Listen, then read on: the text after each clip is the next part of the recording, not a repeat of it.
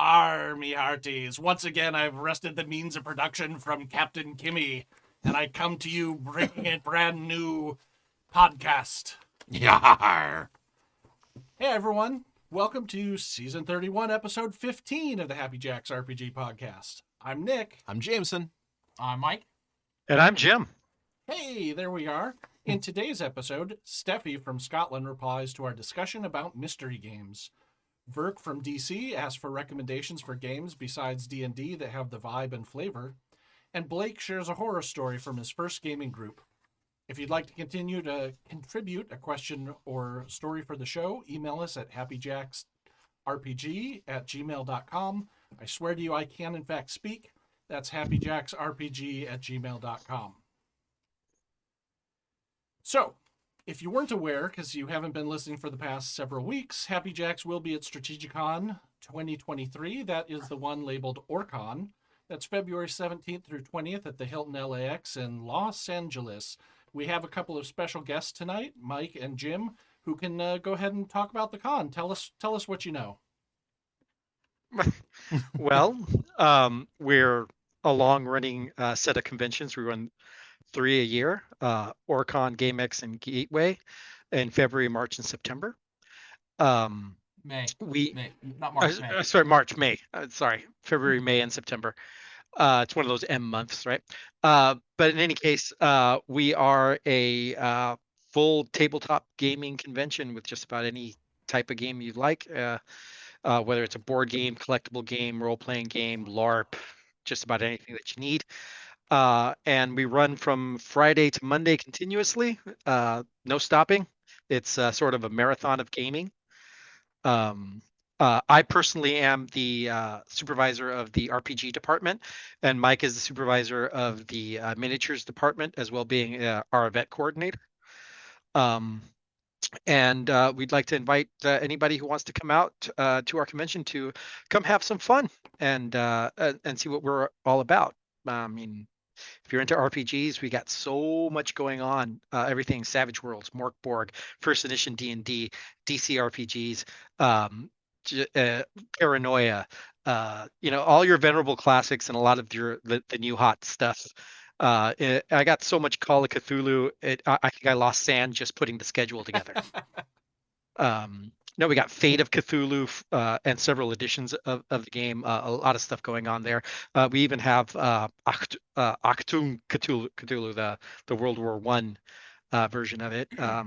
So if you're looking for variety and trying to experience some new kinds of games outside of your regular D&D Pathfinder type offerings, come see me. But if you like D&D and Pathfinder, we also have one of the biggest Adventurers League and Pathfinder Society get-togethers at these conventions as well. So you're free to come play that. Yeah, we literally have 4 different RPG departments based on what your flavor is, whether it's live action, everything else that Jim covers, your Adventures League, Pathfinder, or Starfinder, they're all there. Yeah, so it's a great way to spend a weekend and play as many games as you possibly can fit into the 4-day weekend from Friday to Monday. So what are you two most personally interested and excited about? Well, I'm going to see if I would try to get into that new Blade Runner game. Ooh, that looks good. Because I read the book and it looks fantastic. And also, one of my favorite settings of all time. I can remember when my dad took me to see the original movie. It was just freaking fantastic. Let's see, what else am I looking forward to? I'm looking forward to seeing how much further we can ruin the world in our Pandemic Legacy game that we play every single con. Oh, yeah, the Pandemic Legacy game. We picked it up for the staff to do it on the day before the con starts, and it turns out the version that I bought from their dealer room on sale was the Jumanji version, because 2 sessions into this game, when we get the incurable disease that just happened to start in China, is when everything got locked down. Oh. So we figure we have to finish it for all this crap to end, so we're working our way through it. I couldn't find which one was the game. But that's our Thursday. Yeah. So and not to mention, and most importantly of all, fantastic people here at Happy Jacks are actually coming back to the convention post-COVID. They're going to do their live show running down all the different games that were run and played within the group and throughout the con. I just want to personally thank you guys for coming back and being part of the events here at Strategicon. We were sorely missed during the year hiatus, and we're very glad to have you guys back. Hey, we're very excited to be there again. This is our local con. We love supporting it. We love coming out and running games and meeting people and having a good time. Yeah. Yeah. Well, not only that, but your fan base is fantastic too, and they come in here and they just elevate everything that goes on here. It's just fantastic to see, and so this community that you guys have built around this fantastic hobby has done nothing but sort of positively impact and completely reinforce everything that I've been trying to do with this department for the years that I've been here, and trying to promote inclusivity, trying to promote a dynamic and more vibrant offering of different types of styles of storytelling, that kind of stuff. And you guys are all about that, and you bring that to bear, and that's it just makes for a fantastic gaming experience all around. And we're finally feeling like this convention is coming back from the hibernation that it had to go through. We had to do several virtual conventions and stuff like that.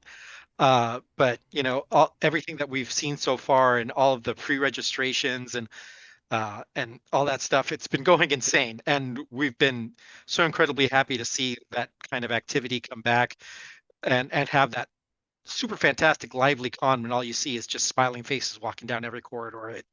It's really, I'm a happy 8-year-old for 4 days. It's just freaking fantastic. So yeah, so we're very much looking forward to that. And anything to add there, Mike? Well, I just want to say that I'm really hoping to get to play in the Cyborg game going on, because while Morkborg is cool and I went down that rabbit hole, I like the cyberpunk version of it. Ooh. Which look, the nice thing is from my point of view is I see every event that comes in at every department. That's what I do there. And when that popped up, I'm like, I need to register for that. I don't know if I can, but I'm going to try. And on a side note, my son has grown up basically at con. And I know for a fact he's excited about the My Hero Academia game that's going on. Yeah. That's the card game, right? Oh, cool. No, there's an RPG. It's an RPG. There is a card game, yes. I'm sure that's there too. Whoa. But there's an RPG. The day it came in, I sent it to him. I go, you want to sign up for that? That plays Saturday in the morning, I think. I forget. Taking notes? Saturday. Yeah, right? Well, that's the part that I really enjoy, is because there's always... Full disclosure, I am a rules junkie. I own more rule books for miniatures and games in general. But like I was telling these guys earlier, I've been purchasing a great many independent RPGs off of Kickstarter just for the PDFs, just so I can have them, that kind of stuff. And then to see them pop up on the schedule, it's like, oh, I kind of like to go play that. I don't have the time to do that, but still. But the fact that he's got to multiple times, like, because Jim got him into Atomic Robo. And he got to play Atomic Robo with the designer. Oh, fantastic. Yeah. So that kind of stuff is cool. I get to see fun stuff like that through his eyes. And hopefully weasel in a game or two for myself. The only thing I don't like about signing up to run games is you don't know what everyone else is doing. So you always find that you schedule your game when there's the game that you really want to play in. Mm-hmm. Oh, I had a GM that begged me to move her game because she wanted to play in another one, but she already had full pre-reg for the game that she had. Wow. Oh, that's the worst, because that's hard to do. Yeah, you already yank that out popular. from everybody else. You really want to disappoint these people that are already excited about your game, and Yes. she decided to run it. So it's all about me. But yeah, it's there's so much going on. Sometimes it's an embarrassment of riches. I'm still at around 100 events. I was used to more like 150 pre-COVID, but this is definitely an upswing, and just the raw variety that I got this time around. Sorry about that. Stupid camera.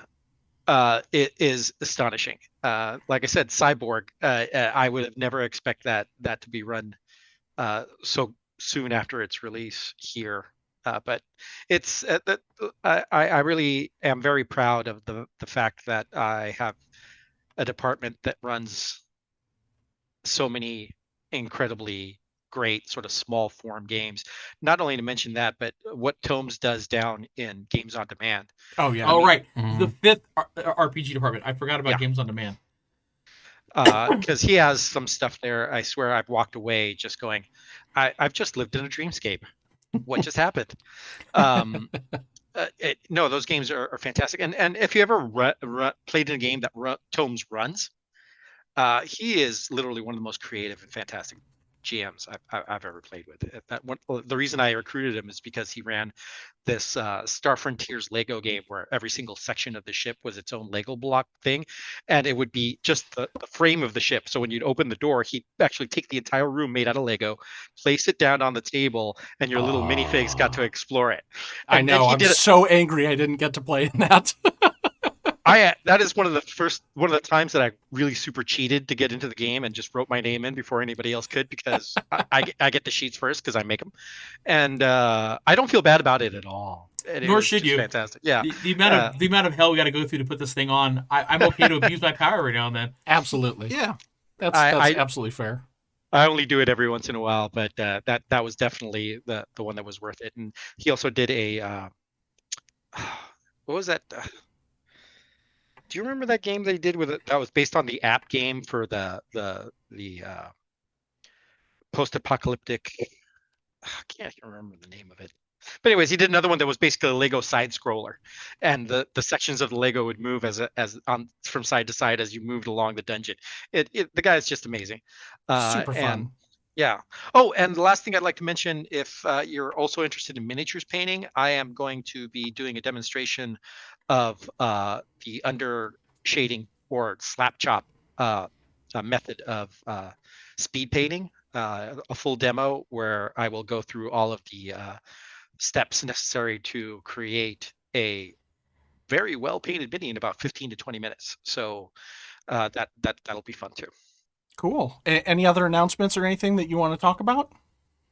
Well, I could go on all night. I mean, we just have so many of the old stuff is back. So much new stuff is back. We're having, let's see. So, of course, there's the RPG podcast. We have 2 separate Magic shows with a guy who's got over 500 shows at the Magic Castle. Wow. He's doing like a full-on stage comedy and magic show, but there's also, I think, the Saturday night one. It's like 25 people only because they all got to gather on because it's all close-up magic stuff. Oh, cool. We have an improv group coming in. They've got a stage show they're doing on Saturday night opposite the podcast. What else? The usual favorites. Also, the Magician is running first edition D&D at Sunday at 2. Oh, that's right. Yeah, it's a module he wrote back in the day. So he's also running a werewolf game, which I'm actually interested to see what that looks like because this guy's obviously a showman, and so I'd be interested to see how he handles a pack of unruly tweens. Yeah. I hope that the improv troupe has something like you can call out RPG genres or specific games. And they're nerds. They have to... Right. They're nerds, so I'm fairly certain it's in that way. Stop! Shadowrun! There it is in the chat. Fallout Shelter Lego Edition. It was Fallout Shelter. Oh. But yeah, and then of course the one of the more fun you'll have at the con, Circus Maximus, where everybody gets to yell. I don't know if you guys can ever hear that upstairs, but that's us. Okay. The board gamers hate us. That is the one event I get complaints about and have for years, and I refuse to change it because that's con tradition. That was from back when I was a kid. That was the thing. That's cool. It's neat to have something that's so long running like that. Oh yeah. Well, the guy who did it for a long time retired, moved to Florida, and took all the stuff with him. So we had like a couple of cons we didn't have it. It was just weird. There wasn't people being loud, and so we brought it all back. And for those of you who have kids who like Nerf, we have basically a 2-hour sessions of Nerf combat up on one of the patios upstairs that the LARPs puts on because their games are always fun too. Ranged boffer battle, man. Yeah, in the theme of Team Fortress 2. So. And also we have Saber Legion back, right? Oh, that's right. Saber Legion's coming back too. Yeah, which actual we have... fighting with like Lexan lightsabers. Yeah, it's not like your cinematic sort of like ballet type of thing. These are guys that actually practice German longsword, rapier, kendo, eskrima, all these different actual martial arts but use the lightsaber weapons. So it's one of those great sort of like, it's basically a sword using mixed martial art when you really look at it, because you actually see a lot of those techniques sort of go after each other. Watching somebody that practices German longsword versus somebody that does rapier, it's a very interesting fight. I bet. Yeah. And it's an actual tournament. It's different thing because this is actually multiple groups coming together to have their first kind of intergroup tournament, and they're doing it both days. Nice. I'll have to look that up. Yeah, that's super fun to watch, especially when you get a couple of the guys that are really, really good at it. Oh yeah, and those skirmishes go on for like 5 minutes, and it's just these blades flying around. It's really kind of intense and cool. And they have to wear all of the safety gear as well and stuff. And most of it is like, BMX bike stuff and all that. It's just neat to see what they've cobbled together. And then they actually put like costumes over it to make it look more Star Warsy. So it's a great experience. It really is. Okay, well, I'm gonna stop it here because all the people who aren't gonna get to go to the con or who are listening to this after the con is over, and hopefully already enjoyed that, I don't want them to feel too much FOMO going on here. I was gonna say sorry for the FOMO. Yeah. Yeah, but one last point. We're right next to LAX, and there's a shuttle to the hotel from the airport. So just saying. Yeah. See you all in May. That's right. Now that you know, we'll see you next time. And that's half the battle. Right. Mm-hmm. So once again, we are celebrating our Indie Designer of the Month, and that is Jennifer Adcock. Jen Adcock 15.itch.io/OwlNightGames. This week's feature game is Hospitality. Hospitality is one of the most important virtues and values in the magical realm, but the rules of hospitality are not the same for all. In this two-player game, you play a fairy and a vampire enjoying a pleasant social visit over tea, but no tea party is ever just tea when fairies and vampires involved, and you must also navigate the complexities of your relationship and the power struggle therein. It's currently $2.99 on jen-adcock15.itch.io, and that sounds amazing. I know I've read some little shorts about that with the idea that the coming into a fairy's home puts you in their domain, but inviting a vampire in puts it in their domain, so that you've got like this neat dichotomy. I bet you've got some. That sounds like an amazing dynamic. It's like 4D chess right there. Yeah. So if it and tea. Mm-hmm. So everyone, if that interests you at all, go ahead and check that out at jen-adcock15.itch.io and go ahead and give it a download. We all think that it sounds great. And now, what you've all been waiting for, mailbag number 1. I'm going to let you know that this email is so long, we're going to break it into parts because we have a ton of pages on it. So I'm going to go ahead and start, and then we'll go from there. Greetings, Kimmy and those who lurk in their looming shadow. It is I, Steffi from Scotland. In Season 31, Episode 7, you were asked about mysteries. The current host admitted that wasn't their strength and gave helpful advice for doing mysteries for which there is no one true answer. I'm done with that. Thank you. For people who are interested in mysteries in that style, I highly recommend Brindlewood Bay. It is a PBTA game following the Golden Girls, investigating Murder, She Wrote style mysteries, and falling deeper into a Lovecraft style one. The mysteries are worked out by theorizing based on clues given and ruling with a modifier based on how many clues you have to fit your theory. I hate it. I want the one true answer. I'm not saying that improv GMs need to change their style, but keep me in the dark. I want to solve a mystery, not ramble a bunch of conspiracy nonsense and be patted on the head and told, well done. It kills my investment, immersion, fun, and makes me feel like I've wasted my time. Here is my approach on preparing the one true answer mysteries. Content warning for light gore and fan fiction.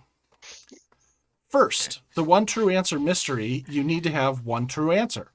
It's usually murder, so let's address the murder elephant in the room. Kim killed Stu. Kimmy did not kill Stu. To the best of our knowledge, at the time of this recording, Stu was just fine. Kimmy did not kill him. This is fan fiction. They were having a Happy Jacks meeting in the old studio where Kimmy beat Stu to death with a gaming book. All right, no, we're getting there. Now to convey It's at that least our plausible. players- I'm sorry. Yeah, absolutely. If you've seen how frustrated she is, and Yeah. then Check the mics. muttering to herself and writing a little book. I mean, she hasn't done it. She definitely has not Stu killed is Stu. fine, but yeah. He's fine. He's fine. He's absolutely fine. Now to convey that to your players, you need clues. I would make a list of clues to throw out at my players, like Scooby Snacks. A broken horse keyring with Stu's blood on it. This points to Kimmy as the murderer, but it doesn't outright say it's her.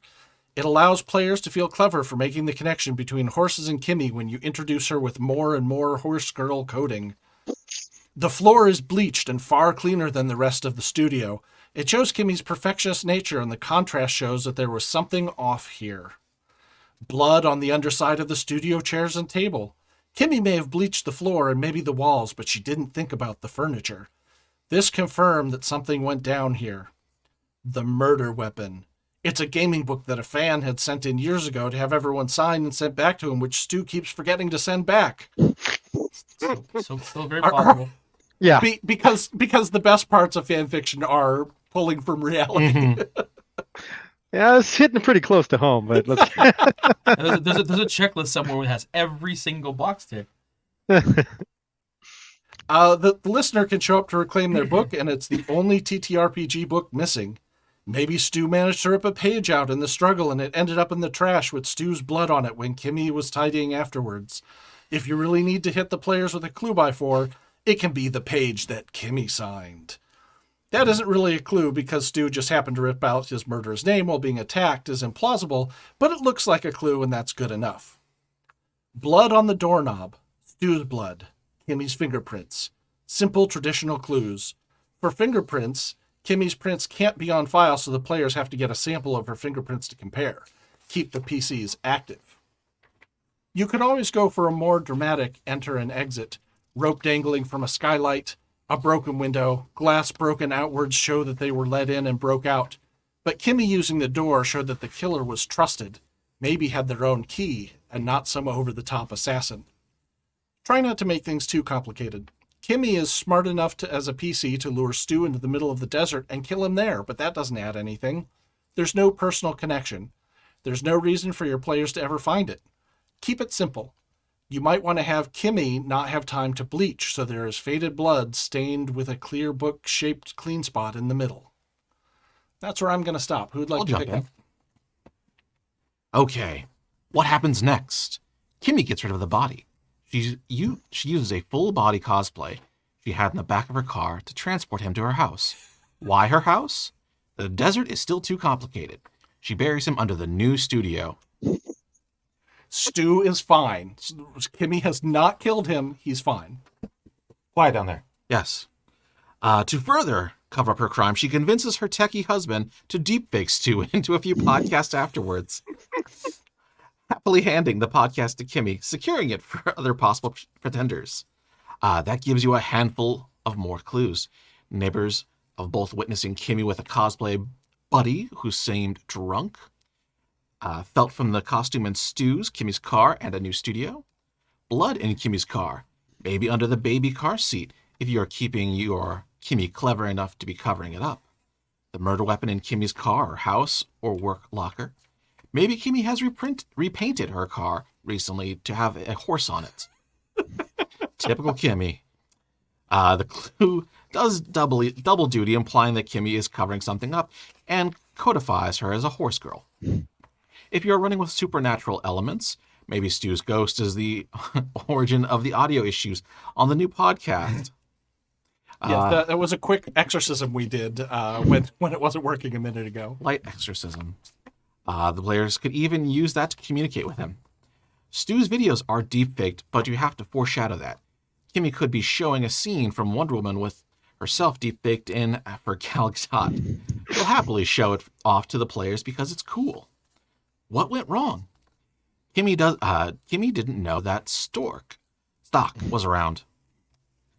He just went to get drinks when she came in. He came back, saw the murder, and hid, fearing he'll be next.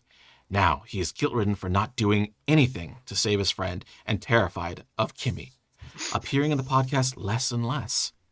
He may be a little bit of a red herring finding one of his dice on the kitchen floor, which he dropped when he fled the wraith of the younger former athlete. Yes, if, of course, landed on a 1. This gives you a witness who wants to get Kimmy, but has a reason to not come forward with the information. Can point your players to Kimmy through subtle clues, mysterious messages, or if your players are really struggling, come forward offering to tell them what he knows if the players can protect him. Now, Stork has just been very busy with work. It's been very difficult. It's not because he's on the show less and less because he fears for his life. No, that's not it at all. It doesn't have to be a witness. Maybe Kimmy got in a ticket while in Stu's place, placing her there during the time of the murder. Maybe Stu managed to turn the audio recording on during the fight. Stu survived long enough to send a message to me, pointing the finger at Kimmy until he loses too much blood. And of course, a point of motive that I find overlooked is why now? Yes, Kimmy wants complete control over Happy Jacks and have been siphoning responsibility for the years, but why suddenly under Stu now? What murder Stu now? The baby she had, she just had a child, so she can't be driving back and forth from Stu's. Her seat of power must be in her home to care for her child and also to keep an ever-watchful eye on her happy minions. You want to take over from there? Yeah. You could have paperwork and Slack logs of Kimmy taking control of Happy Jacks. Casually have the host talking about how much Kimmy misses the baby when she was coming to this Vice show at Stu's. Are these too many clues? Maybe. It's better to have more clues than what you need because your players don't have your list of clues. They may get hyper-focused on looking in Stu's yard for footprints. You don't have a footprint clue, but you can give them the horse keyring of costume felt. It's a reward for the effort. They have to work out the context. I wouldn't hide clues behind rolls, but in situations where you want rolls, give them the information before the roll. On a good roll, they get additional information or can ask a question. And on bad rolls, something they do endangers them, alerts the murderer of the investigation, or offers some other bump in the road. Again, the players don't have your list of clues. They may get hyper-focused on a red herring of their own design, which, considering there hasn't been a red herring yet, I understand that. Unlike red herrings of your own design, like Stork leading back to Kimmy, these are useless to you. If you shut them down immediately, it may feel like a railroad, as the GM is not allowing room for mistakes.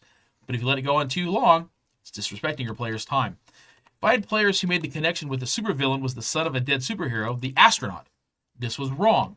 The villain just wanted a MacGuffin that the astronaut had.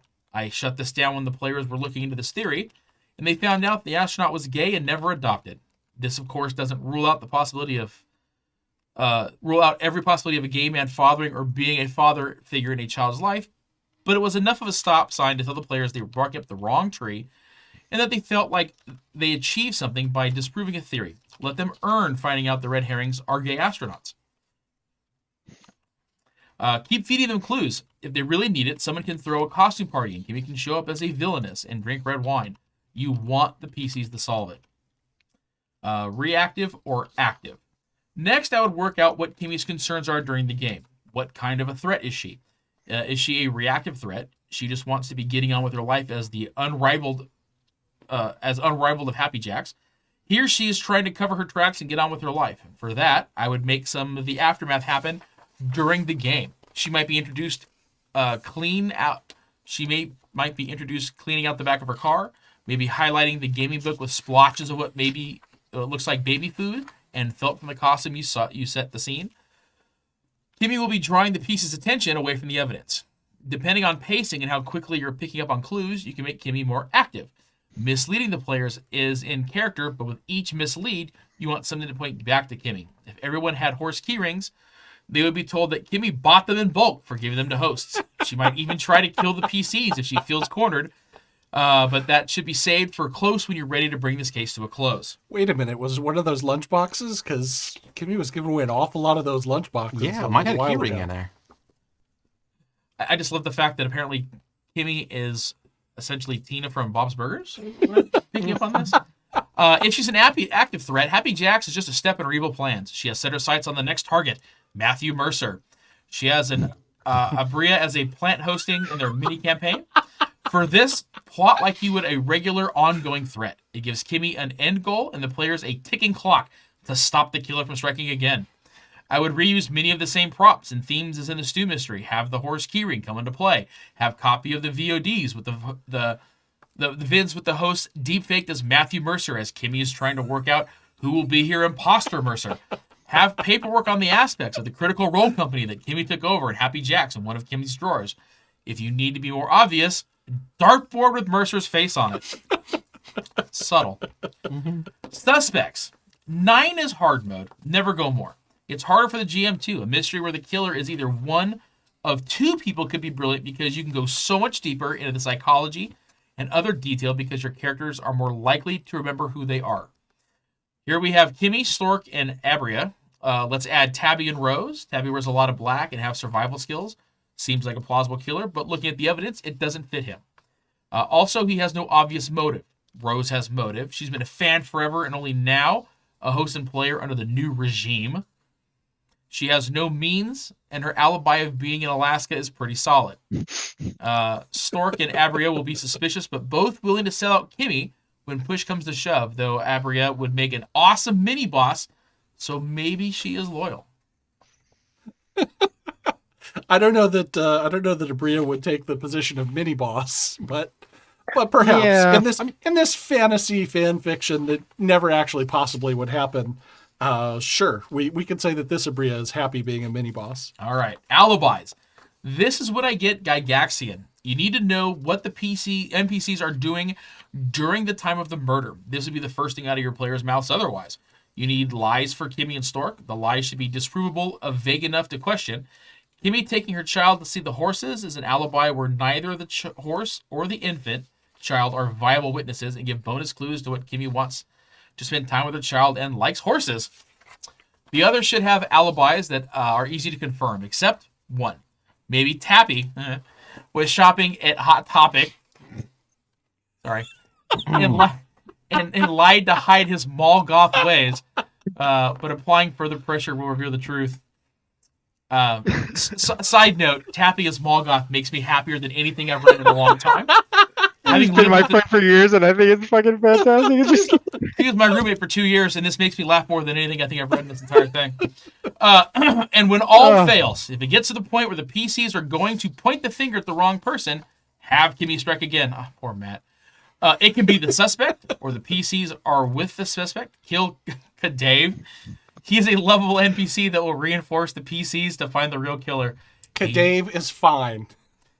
He knew something, can only whisper or give the PCs one clue before dying. I am personally not a fan of killing NPCs without letting the players have a chance to save them. In a case like this, they can save Kadave, but he's in a coma and can't speak or has memory problems and might still be able to give a clue, but he can't give away the answer. This is a lot. Boy, howdy. And I totally get why someone wouldn't want to do all this. You just need to prep the parts you don't improvise and then take notes on what you improvise, because if things aren't considered, your players are going to take that as a clue. Or if you're my friends, they'll just rule your game outright in the first session. As someone who struggles with the note-taking in-game, I prep ahead. And now I will depart. If there are no more emails from me, I have come far too close to the truth. Happy sleuthing. Steffi from Scotland, at Steffi on the Discord. Wow. Woo. I love that. I only have one note.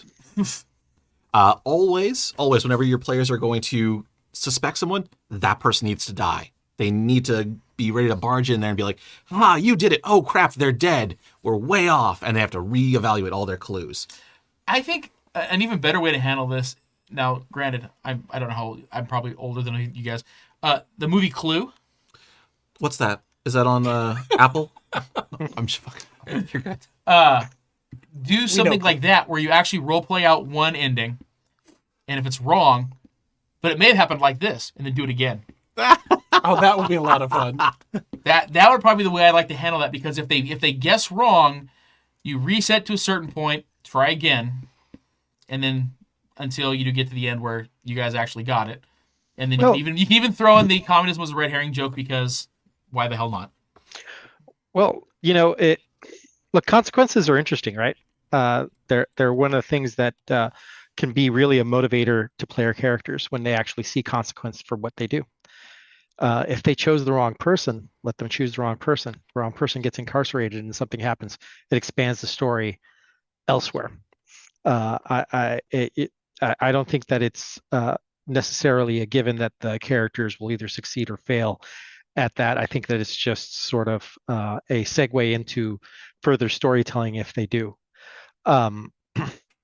Personally, I'm not a huge fan of super prep, and I never have. But when it comes to investigation or mystery type games, there is a lot more prep that goes along with that because my personal thinking is what you do is you solve the mystery backwards, right? You actually visualize the entire crime as it goes along, and as you visualize that, you just know what the situation was, and that allows you to on the spot sort of create convenient clues depending on where the characters want to focus. There's an entire generation of us role players that have dealt with the perception role problem for like ever. Because how do you ask for a perception roll and not make the player character figure something's going on? And also bad perception rolls just completely stymie your entire mystery solving situation. Because trust me, I've had it happen when there was like a series of 1s and 2s, and at a critical time where they were supposed to pick up some information, the dice basically sort of conspired against them. So once you go through that, you really hate the idea of making things pivotal on a die roll. I really like the poster's idea of basically giving them information, and then depending on the die roll is whether they have a consequence or they have bonus information. I think that's genius, and it's definitely something that can be incorporated into a lot of situations in a game. Agree. To your point about watching the murder and then working backwards from that, there's a show that I've been binging called Poker Face. It is exactly that. So if you need some research material, you see how it's done. Good. I've been planning on watching that. The main actress for that is somebody that I've been a fan on for a while. So good. For a while. Yeah. Very cool. All right. And hold on. I'm just going to call Stu real quick. No. There's no need to do that. His line's busy. We have a lot of show to get through, and we've got guests. Hey, Jim, don't call Cadaver Stork either. Just saying. Okay. They're gaming together in the desert. Yeah. I thought the desert was complicated. No. They're gaming together on a farm upstate where they can run free. I don't know. I like the desert because Tappy knows how to dispose of bodies in the desert, I'm pretty sure. He does it by now. He should. Well, he's the... Oh, go ahead. Go ahead. He's the kind of shopper that can pick up some lye real easy. So, yeah. Hey, I just want to say, Steffi, thank you so much for that email. It was huge and entertaining, and we're getting a ton of entertainment out of it just on the whole Kimmy killed Stu thing. So thanks. This was perfect. I think this has legs. This is going to go somewhere. You should make this a module. Just saying. Absolutely. If you have any inkling towards being a designer, write a module like this. We'll run it at the con. Yeah. Yeah. There's a PBTA hack right here. Right. Actually, I was thinking this would be a great Lady Blackbird hack. But never mind. Okay. Next. I'm already thinking about it. It's just the whole idea is brilliant. Oh, yeah. All right. I'll grab mailbag too. Hello, Kimmy, and whoever you have suckered in being on the show this week. Well, it's not Kimmy. It be my ship, Vyrrk. So I do not take orders from anyone. With many people upset with the Dragon game and its greedy corporate overlords, many people are looking for other games. So this got me thinking, what should we play? What should we, as players of other systems, be suggesting to them? Not everyone is ready for Fishblade. I shall henceforth only refer to story hippie non-trad games as Fishblade style games. Fair. Okay, hang on. I'm sorry. Is Fishblade something I should look up? Yes. Okay, fantastic. Yes. Make a note of that. You should look up Fishblade. The deep well that is Fishblade. I mean, I'm already kind of sold just on the name. So... I think that this brings up the problem. Many current players of D&D are just playing it because they've never played other types of games. Oh, this is These true. people clearly are ready for some of the Fishblade style game. We can suggest to them, and they will likely be overjoyed to try something new. However, others really enjoy the type of game D&D is. They play it because they like a strong rule structure. They like that there's a million splat books to get new classes and feats. They like the feeling of tactical combat, and they like the feeling of progression. So here's my question. What are we suggesting to those people? And no, you can't say Pathfinder. Starfinder. Vyrrk 13th from age? DC. Oh yeah. Vyrrk from DC, dreaming about In and Out. P.S. Janeway, worst captain in Starfleet, or just written... No. Or just written badly. Drink. Okay. I agree with that second point. Written badly, but not the worst captain. Definitely not the Starfleet. worst, because Kirk exists. All right, so you were saying 13th age? 13th age RPG. It's very D&D. It's got and actually uses a probably the same system. When I played it, it was strength, dex, con, that kind of thing. Mm-hmm. But that's a good option. Also, what's it? Luminera? Numenera? Numenera. Yes. That has all of the crunch elements that you want to see that exist in a D&D game. The setting is vastly different and super cool because it's one of those sort of like He-Man sort of things. There's technology, but it's a fantasy setting type of thing, which is great. You can always go with Savage Worlds in fantasy. Your generic systems are always great. GURPS fantasy works well. I'm gonna slide in here and say Savage Worlds Pathfinder. Get around our Pathfinder description. Sidestep it.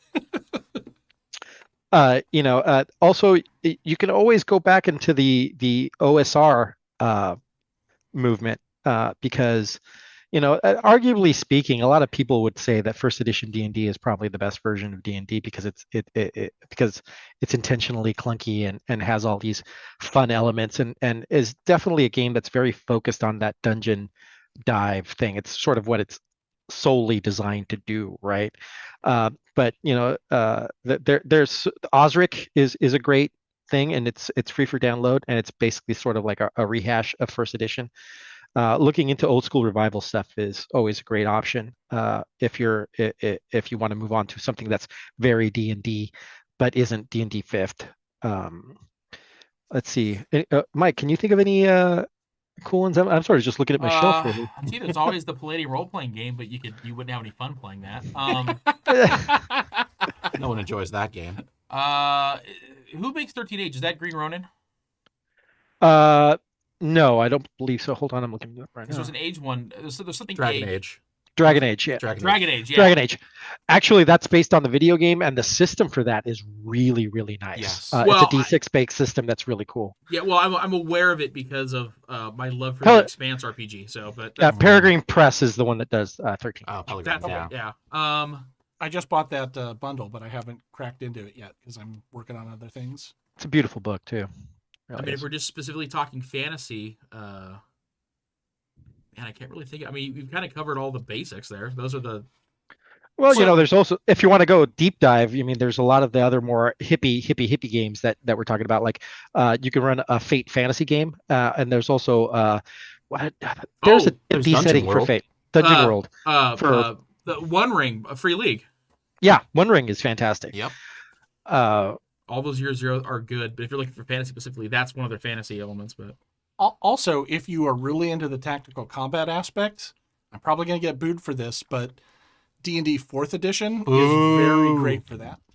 Yeah, well, that's what it was, right? It generally was a tactical game. Yeah, it really was. It was a board game. It's the logical extension of Chainmail as a role playing game, is what it was. Yeah, right.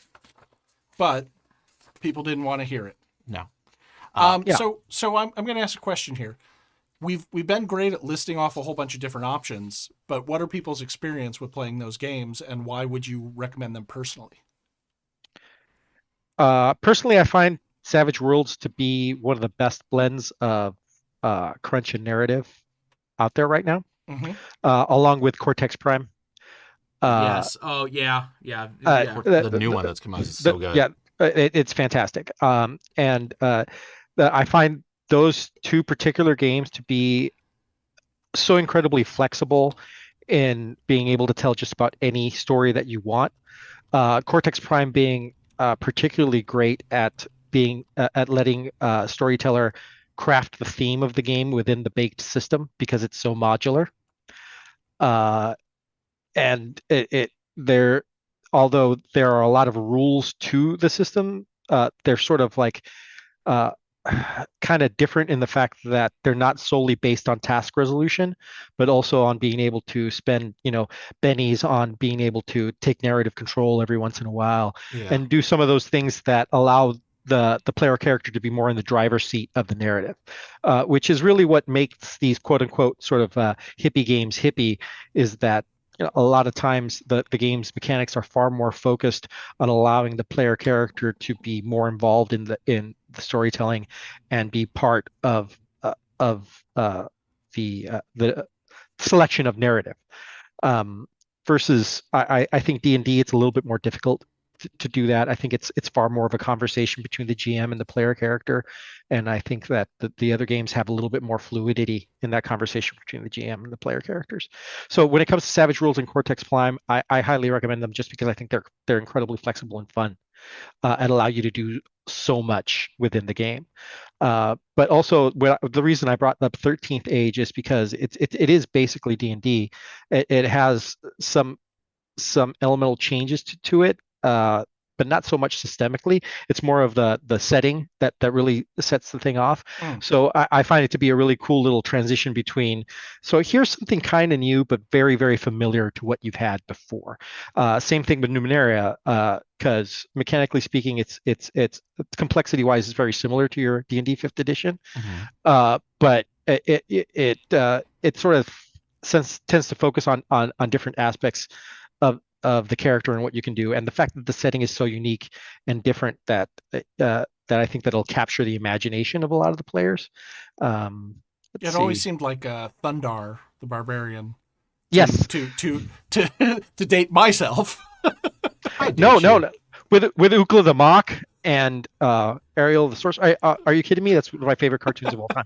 I used it to run a She-Ra game, so just saying. Yeah, no, but like She-Ra, like I said, He-Man when I first brought it up, Thundar the Barbarian, all those kinds of things. That's the kind of storytelling you can get. Very actually has kind of a Gamma World feel to it. Oh yeah, definitely Gamma World. And actually, there's a new version of Gamma World that's actually really fun too. If you wanted to stay with original TSR products from back in the day. Personally, my favorite TSR product was Star Frontiers. I never got to actually play that one, but I remember seeing it at the game store every time when I'd walk in as a kid. Nighthawk's Inception. I can't get it to show on the camera. It's stupid. Yeah, I have witnessed Jim running that game for people. So Mike, what's something that you've played, and why do you recommend that? Because I'm putting you on the spot. There it is. Well, let's see. I actually have very little experience, at least with the fantasy realm myself. Because my parents, my mother specifically, totally bought into the Satanic Panic. So while I was in high school, I could 100% play Rifts and Robotech, but I could not play D&D. And so, which actually was why I was making fun of the Palladium RPG, because that was Rifts or Robotech was my entry into role-playing to begin with. Sure. So I grew up knowing all of the Palladium stuff very, very well until I got to a place where they played real games and we said, oh, this is all terrible. Yeah, Teenage Mutant Ninja Turtles and Other Strangeness was one of my first, and we also played Robotech. So there were so many cool things in that game, but the system was so bad. Yeah. And I didn't know this. I like to call it systems because there are literally 3 methods of die rolling in that game. You had percentile, you had D20, you had damage dice. It's like every single system that was out there, they sort of just compressed it into one. That's what Palladium did. Yeah, well, and not to get off topic, but the thing is that one of the things that I found I like more when you get away from the level-based stuff is the freeform things. Like the first time I had to make a Shadowrun character was mind-blowing, where it's like, well, here are all the points to do a thing. There is no class. There's no nothing. You buy the stats you want, the gear you want, the skills you want. Now, that's a lot. Right. If you want to be a gunslinger who also shoots firebolts from their fingers, great. Do that. Yeah, the Shadowrun was a thing to do that. It was one of the first ones that I came across that actually gave you the ability to do exactly what you wanted. if you're looking for the fine middle ground, Five Rings. Legend of the Five Rings was a great game that still has, if you're trying to do, I guess, the D&D structure where you have a class. Okay, you have a basic structure. You're a Bushi or a Shugenja or you're whatever, and you have the, where you start, and then there's a level progression, so you still get that. Assuming you live, because that game is super deadly. But, there's that kind of stuff. That's probably one of the few medieval game or fantasy games that I've played, because I've actually played a considerable amount of D&D 3, 3.5, and a little bit of 5. Okay. Primarily because I've also found that any game is fun given the right people. Right. Even D&D. It's the table. It's all it is. Yeah, it is. Absolutely. It is. I was going to say, like, you could just go back to 3.5. There are so many subclasses and prestige classes and what have you to kind of sink your teeth in and see where you came from. Yeah. But also at the same time, something like Jim was saying about, like, either Savage Worlds or GURPS is one of those ones where you can construct exactly what you're looking for. Whereas I haven't played, like, a fantasy, not that I can remember, of Savage Worlds. I have played Savage Worlds in a historical Roman setting, and that was amazing. It was so good for that. I've played a considerable amount of Deadlands. There's another one that if you like to piecemeal your character and build them without necessarily levels per se. So if you're familiar with Chaosium and Call of Cthulhu, there's also RuneQuest. Oh, Yes. I used to play RuneQuest with my buddy Paul all the time, and one of the best ways systems for skill advancement that I've ever seen. It's super fun. Oh yeah. But on another aspect of this too, and one of the cool things about GURPS and other games too, talking to your table, what kind of IPs do they love? Are they Star Wars fans? Right. Are they Lord of the Rings fans? Are they Harry Potter fans? Are they any of these fandoms that we all adore? Which one is the strongest with them? And there's probably a game that goes along that. And it's so easy to draw players into a game for something. Hey, look, I want to run a Star Wars game, and everybody just watch the first episode of third season of Mandalorian, and they got like a major itch to play something like that. Then it's like, hey, here's a Star Wars role playing game. Let's play that. Yeah. And you can just draw people into a new game just because they want to play Han Solo or Luke Skywalker, and you can let them. And that's the beauty about RPGs is that your imagination is the only limit. That's it. Well, and it's nice, especially from the new player, or let me phrase that, not the new player. Let's go with, on the email, the player looking to expand their horizons. Okay, if you have a cultural shorthand like, I like The Expanse, or I like you said Star Wars, or Star Trek, or anything, they're there. Somebody has that property and has made a series of books for it. In a lot of cases, especially like in the form of Star Wars, West End, Fantasy Flight. There was the old D20 Star Wars. Oh, so good. Oh, how many others are there? I mean, and Ghostbusters. Dude, Oh my West God. End games. West End system was my favorite one and always will be. Bucket of Dice. Yeah, Bucket of Dice. It's Now, great. if you want something that's like IP focused but not from a main studio, I got the chance to play, and this is also a little 4th edition for those of you that like that kind of thing. Zelda Reclaiming the Wild. That's Zelda Reclaiming the Wild. It is a fan-made game. It's very tactile in the way you move because they try to replicate like movement in the game. So I recommend picking that up. And I think it's free right now because they can't charge for it. But it's really fun. Also, there are a lot of 40K RPGs if you like miniatures and tactical play. Oh yeah, and Warhammer Fantasy Battle. The RPG.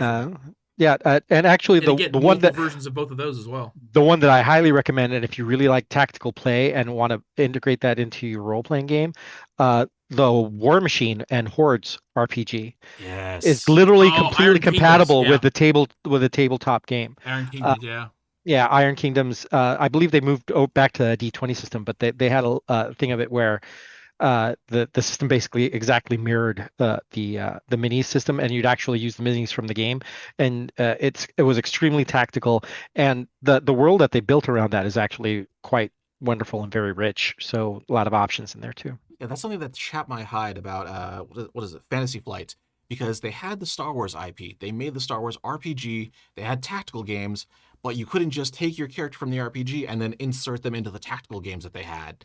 It was like, oh, Yeah. come on, I've got 4 different sets of dice for 4 different games. It's all Star Wars, all by the same company. Come on. Exactly. Energize. And they're all So, custom games. There is Custom somebody dice. who did, although to that point though, there's somebody who made it to where you could put your character in the Imperial Assault board game version of it.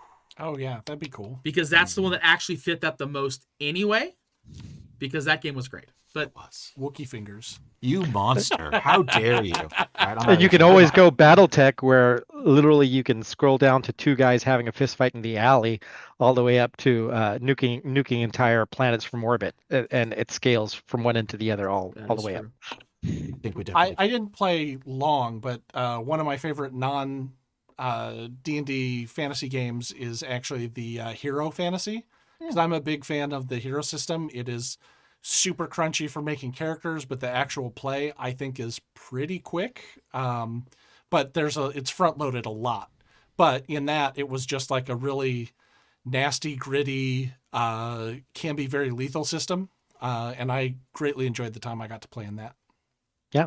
Well, also games like Traveler, where character creation is.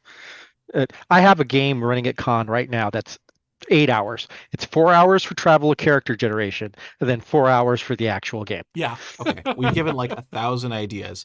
Can we go around the table real quick and everyone just says, what is the one that you would champion? So if we're going to give one idea, I would say give 3.5 a try, because it's already there and it's mostly free. Nick, what about you? Well, I think we were already talking about what our favorites is and why we would recommend them. Was it already our favorites? I thought we were giving like more lists. No, I was saying that like I would say if you really like the crunch and you want to delve right down into your character, Hero system all the way. And Hero it's system. a universal system, but the fantasy hero is a lot of fun. I would champion Year Zero. Year Zero. So, because there's just, the thing is, so having multiple versions of Year Zero, the cool thing is that they've made changes, at least in the 4 versions or so that I have, there's minor changes from one to the other to capture a specific feel. And you can just very easily take that and run with it and make something new with it. So, I mean, I have Blade Runner, Alien, Tales from the Loop, Twilight 2000. There's one more I can't think of right now. But yeah. Year Zero. Yeah, Year Zero. Year Zero would be the system Solid. that I would use for that. Jim, how about you? 2D20 from Modiphius, specifically Really? the Conan. Yeah, I Yeah. knew we were going to go that Okay. route. That's why I left it for you, because the Modifius system is also... That 2D20 mechanic is fantastic. I love it. It's so fun. The momentum mechanic is fantastic. Yes. The actual Conan RPG book was meticulously researched, and actually a lot of the former authors and artists that contributed to a lot of the Conan stuff, and the actual Howard Foundation helped in the production of that book. The art is amazing. The lore is amazing. It's and being a huge R.E. Howard and Conan fan, and that being like my intro into fantasy from when I was a kid. Oh, yeah. And not only that, but the 2D20 system is just amazing in its crunch and complete and total fantastic character narrative control over certain situations, and being able to help each other. And it's just a great system. So if you're moving from D&D to another thing and you want to stick with fantasy, Conan Modiphius all the way. I'm ashamed that I forgot I had played in your Conan Modifius games. Specifically with that one con game where Jim likes to recreate Shakespeare and Conan. I would literally just go to the bookstore and I would look at the Cliff's Note Shakespeare section. I'd close my eyes and pull one at random, and that would be the adventure that I'd run in a Conan setting. I would just reframe it to a Conan setting. And Two barbarians of Verona. Exactly. I had played in 2 of them. They were fantastic. They were great. Yeah. I think the Hamlet one was the best one, with the splitting of the witch in 2 with the sword. At the end. Yeah. The thing is that was one of those ones where the players who played in that game bought into it, and that game at every point, both because of the players and because of just the wild ass die rolls we got, was perfect. Everything happened exactly as it should have, and it was amazing. Yeah, it was one of those magic times where everything swung the right way, But yeah, that would be my recommendation. 2D20 system, fantastic. Cool. I love these suggestions, and you guys gave me stuff that I'm going to have to look up. If nothing else, the Conan book sounds amazing just as a reference guide. It is. It's a fantastic read. If you're all interested in what Conan, like the actual novels are, yeah, it's an amazing book. Oh, yes. Cool. It's as good to Conan as like the latest Judge Dredd book was to 82,000 was to Judge Dredd. The game was terrible, but as a resource, it was fantastic. Sorry to all the fans of 82,000 out there. All three of you. Well, you know. No, Hey, you know, Kevin, they do get this across the pond, right? You know, so. Kevin Simbedia doesn't have to get a real job, so there are people who enjoy terrible things. Don't worry about it. But see, here's the thing. If I insult them, then they're going to write emails and we turn it into content. So this was the plan. Oh, no. Modern problems require modern solutions. No, read the chat. That's terrible. Looks Hey, like Jim, Mephidius lost the Conan license recently, so get the books while you still can. Oh, no. Mad Rush. Good tip. Well, you have them, and so do I, but, whatever. You guys, you should get them. Yeah. No, I'll definitely look at that. But there are a lot of other options for the 2D20 system. Actually, also the Mutant Chronicles version system. Freaking awesome. Yeah. Mutant Chronicles, the best thing about that entire game was the story, and they got it so well in this system. But there's a lot of 2D20 offerings out there that are all fun. Agreed. All right. So who wants Mailbag 3? I can take it. I'll take it. I haven't really done anything yet, so I'll go ahead and read it. Life with Jim. What? No, go ahead. I'm sorry, go ahead. You don't. All right. So this one is. We don't have a from on this. Apparently not. Blake. Okay. Blake, it's at the bottom. Blake. All right, Blake. Here's what you got to say.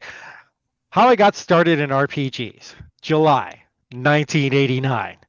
Friend from school invited me to play an AD&D 2E campaign. GM ran the weekly game, and we got to react. Ongoing NPCs got equal spotlight and time. I really enjoyed the first few sessions, so I started buying the RPG books from Interstate and reading them. First year, we played AD&D 2E, Rollmaster, Champions, and Space Master. Champions, Nice. that's a hero. There you go. Yeah. Game. Yeah, Rollmaster is fun too. They had a great crit table. After a while, I noticed a pattern. For every game longer than 3 sessions, the GM and half the group would be playing a side campaign with evil characters. These evil characters would be working against the main game characters, stealing their stuff, mind controlling the NPC contacts, poisoning their families, etc. I like how he ends up poisoning their families, etc. With the benefit of using player knowledge for their evil characters' benefit. The people in the evil game started to brag about how awesome their evil characters' achievements and general prowess was. So I'm searching through my RPG books trying to figure out what I'm missing. There was nothing about side evil games in any of them. I got to the point where it got to the point where they had evil characters in the main game and actively tried to screw over everything we did, and the GM encouraged this. Keep in mind, these days gaming was cooperative storytelling, and there were no safety tools or session zero. After 3 years, I left that group, glad to be less frustrated knowing that games can be better. I'm not against morally challenged characters, but there is a way to do that where everyone's involved and can enjoy themselves. Blake. Absolutely. I mean, that part, like, the big thing for me was not just that there was a side game that you weren't necessarily invited to, because that always is a bunch of FOMO, but that they were using player knowledge to activate their evil NPCs. Like, you got to keep that separate, because otherwise, if these evil characters are omniscient in terms of the game world, then A, why is it fun for them? And B, that you're completely unbalanced. Agreed. For, I think, a year and a half, I had 2 groups of players that couldn't play at the same time. So I had one table running one day, one table running the other day. And I set it up so that one was chasing the other group. So one was like trying to overthrow the kingdom because they thought, it was unjust. And the other team was made up of heroes trying to stop these rebels who are trying to, destabilize the community and everything. Okay. And it was great because thankfully they didn't overlap.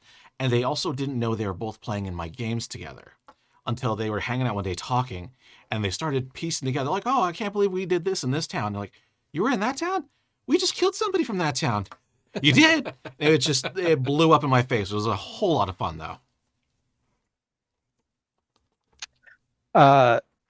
two stories on that. One was my buddy ran a Mech Warrior game, and when we were doing our session 0, he waited for us to like either split off and go get something to drink, and then he'd catch up with us and just pull us aside very surreptitiously and go, "All right, do you serve the country or do you serve the king? What is your choice?" And you know, and everybody answered the way that they thought their character would be. At the climax of the game split up into two factions, depending on how they answered that question at the very beginning of the game. Because it turned into a situation where, do you support the coordinator or you try to save Kurita as a nation? Because that was what was going on. We're special forces ninja guys, right? And the crazy thing about it is that there were 8 players in this game. It split up evenly 4-4. Just out of happenstance, and things went down. There was a hand basket with a weapon of mass destruction running around, and it was changing side to side. My good buddy Kay, he came around the corner, and I had a guy that just had Zen like Jitsu skills and chopped his head clean off. And the GM's like, "Kay, were you wearing your helmet at the time?" He goes, "No, dude, I wouldn't be wearing my helmet." And it was one of those great sort of like, he let his character die because it was just perfect for the story type of situations. And that was great. So if you're going to make characters fight against each other, it's actually a lot more dramatic when they're basically in the trenches together, cooperating, doing the same thing, being part of the same unit, and then all of a sudden having to split out into two factions and fight for their ideals. So it's basically brother versus brother. It was very dramatic and very, very cool. That sounds great. Yeah. Or have it at the same time. I mean, that's the thing too, is having a player or two working against the group in the group while you're playing all at the same time can also be great. I think Jim's going to go into that story. Go right ahead, Jim. I think I know which one you're going to go with next. The vampire one? That's the one. Another friend of ours ran a vampire game, and he actually just started running 2 sessions and didn't really tell both parties that they were going to end up finalizing the game in a climax. So at the end, both parties show up at the game store to play, and they're like, "What the hell's going on?" It says, "Everybody sit down." And the thing about it was that we all sat down. It's like, all right.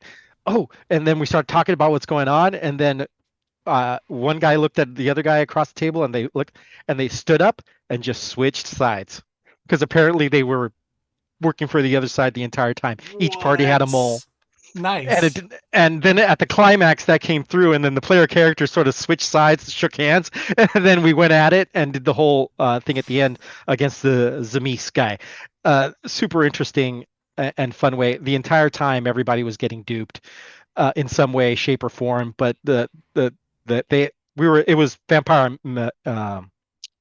Dark Age, so there wasn't like cell phones or an immediate communication. So basically the whole them trying to give information to the other side was actually part of the thing that was difficult to do. So yeah, and that was another great example of having player characters that are working against each other but are still telling the same story, and it's actually fun and surprising and cool when you finally get that realization. It's like, oh crap, Alan was working against me the entire time, the bastard. Okay, there's Al. But I think that's the rub though in the guy's email, is the fact that there's half the group was playing the evil people and the good people at the same time in a different game, and that's, you're right, you're using information you don't have, that's metagaming. It's straight up. Exactly. It's straight, but as opposed to, so I ran the 4th edition Shadowrun game for all my friends, where eventually we had, I think, 12 people in the group, and whoever was available just played the game.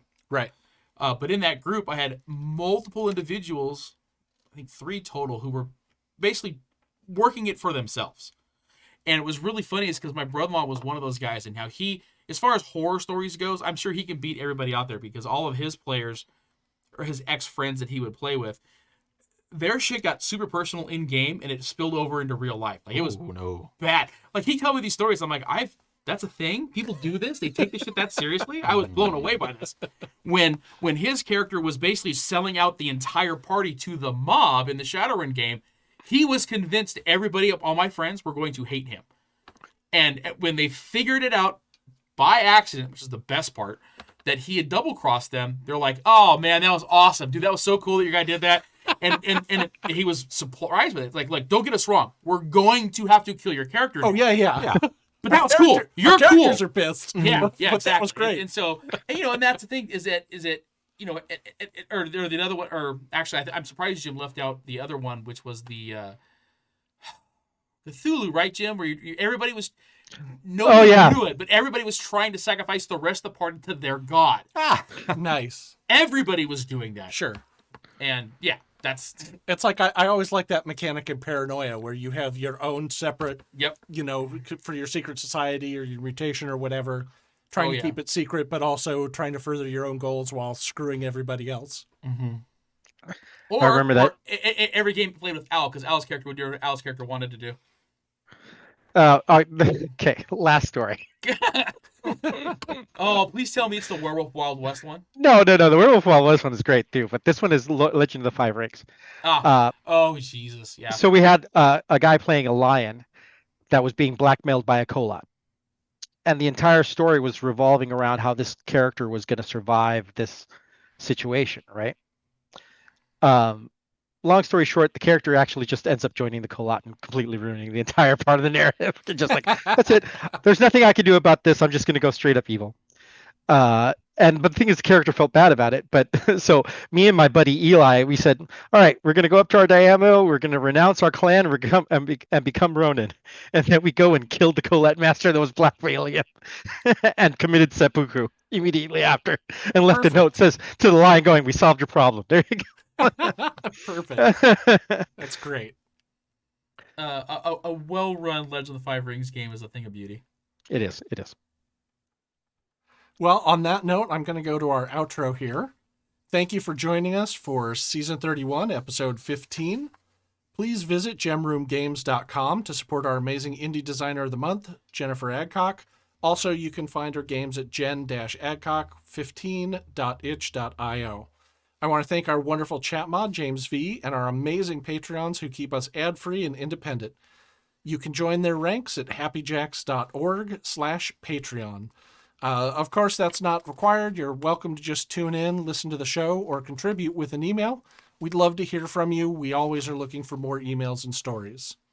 Tonight, we're going to go ahead and leave you with a song, but before I do that, I'm Nick. I'm Jameson. I'm Mike.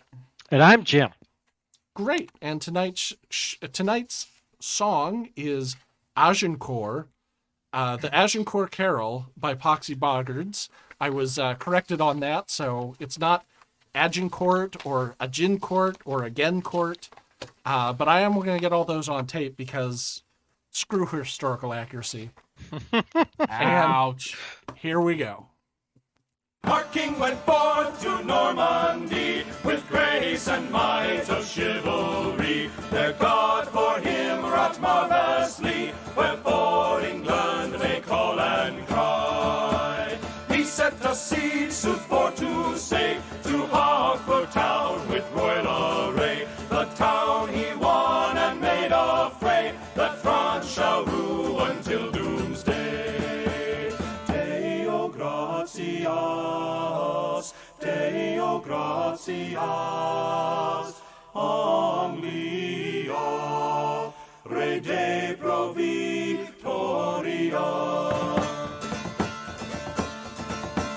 Then went our king with all his host, through France fight all the French did boast. He started neither least nor most, till he came to Agincourt coast. Then, forsooth, that comely knight in Agincourt field did manly fight. Through grace of God most mighty, he won both field and victory. Deo gratias, Deo gratias, Anglia, Re de pro victoria. Then dukes and earls, lord and baron, were taken slain, and that well soon. And some were led into London with joy and mirth and great renown. Now gracious God, he save our king, his people and all his good willing. Give him good life and good ending, that we with mirth may safely say. Deo gratias, Deo